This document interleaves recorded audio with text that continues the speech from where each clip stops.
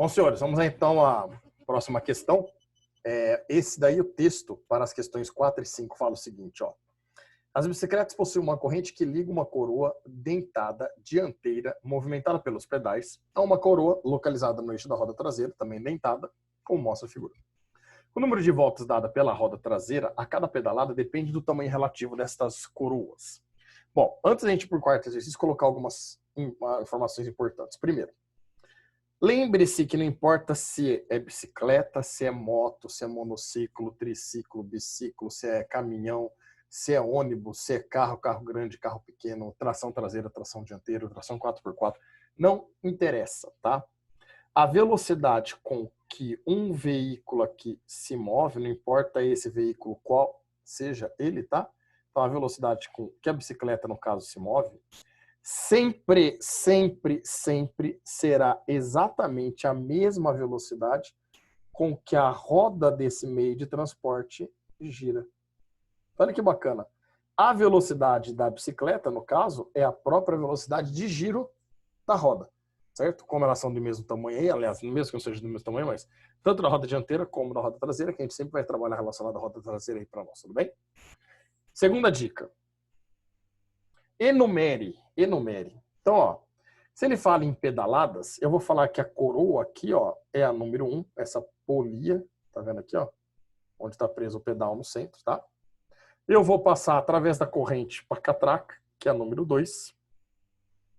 E através do eixo, já que a catraca está ligada no mesmo eixo da roda, a gente passa o movimento para a roda, que é a 3. Se você enumerar, não tem como errar. Vamos lá? Olha o quarto exercício. Em que opção a seguir, a roda traseira dá o maior número de voltas por pedalada? Então vamos lá. Se a gente comparar entre a coroa, a polia 1 e a polia 2, senhores, elas estão presas, elas estão juntas, unidas, por uma correia, certo? Elas não estão em contato direto, mas elas estão ligadas por uma correia. Se elas estão ligadas por uma correia, nós podemos afirmar aqui que a velocidade da primeira polia é exatamente igual à velocidade da segunda polia. A velocidade da primeira engrenagem é igual à velocidade da segunda engrenagem, não importa o nome que a gente dê aqui, tudo bem? E vamos lá, lembra que nós podemos usar duas equações aqui para a velocidade, ó.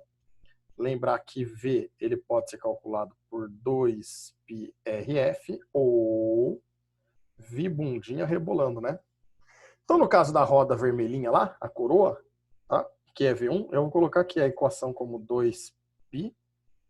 O raio dela, que é o F1, vezes a frequência de giro. Estou usando a primeira equação. Já o V2, que é a amarelinha, eu vou colocar aqui que a velocidade V2 é o ômega 2 vezes o raio 2. E vou guardar esta equação por enquanto. Então, deixa ela guardadinha aqui, ó.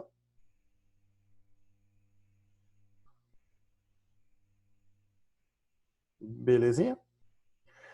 Aí, o que nós vamos pensar? Agora, vou levar da roda 2, que é a catraca, para a roda 3, que é a roda da bicicleta, né? Vamos comparar o movimento entre elas agora, olha só. Então, entre 2 e 3, nós vamos ter que... Como elas estão presas por um eixo, significa que elas giram juntas, né? O número de voltas é no mesmo intervalo de tempo. Então, a gente pode afirmar aqui que a velocidade angular da polia 2 e a velocidade angular da polia 3 são exatamente iguais. E eu já vou parar por aqui. A única relação que eu vou colocar com elas é depois, na hora que eu substituir uma equação dentro da outra. Mas não ter que substituir uma equação dentro da outra? Sim, vamos ter que fazer uma relação entre elas agora, né? Olha só que bonitinho. Jogando essa equação dentro desta, ó, nós vamos ficar com isso daqui, ó.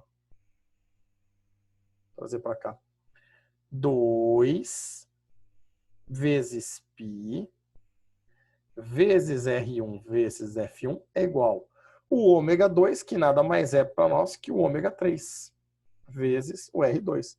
Então, olha lá, no lugar do ômega 2 aqui, eu substituí o ômega 3 para vocês, certo? Pior, mas e agora? O que eu vou fazer com essas informações? Agora, nós vamos relacionar o número de voltas aqui, certo?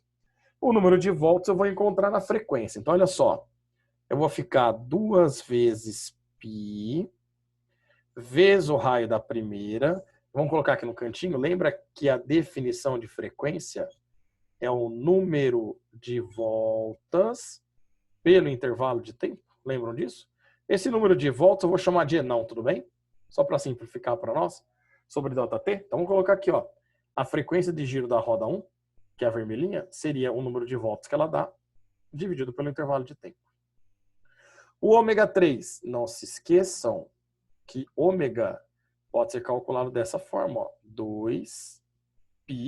Estão lembrados? Então eu vou substituir. Vai ficar 2 vezes o π vezes a frequência da polia 3. Só que a frequência da polia 3 eu vou colocar desse jeitão aqui também, ó. É o número de voltas que essa polia 3 dá, no caso a roda da bicicleta, né? Dividido pelo intervalo de tempo. Vezes o que já estava lá multiplicando o ômega 3, que é o R2.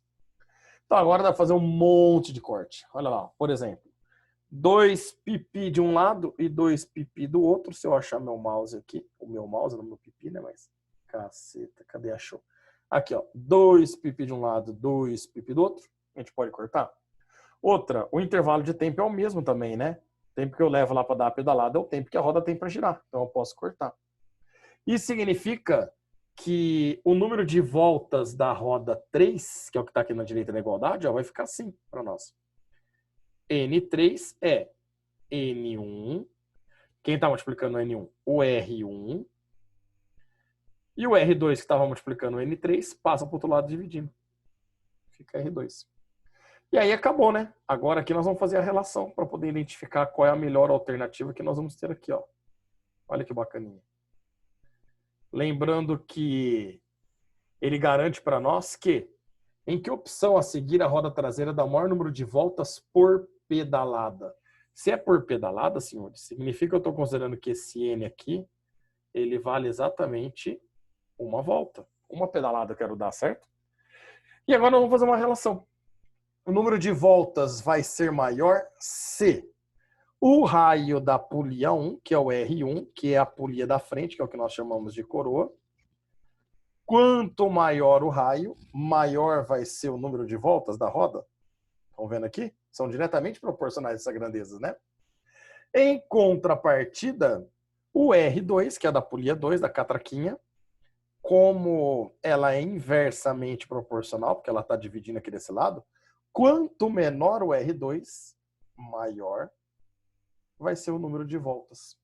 Então, para a gente conseguir um número de voltas máximo possível, seria importante que a catraca, a coroa, né, no caso 1, tivesse ligado na maior possível, que pode ser aqui, ó, alternativa A. Essa está errada, porque ela está ligada na pequenina e não na grande.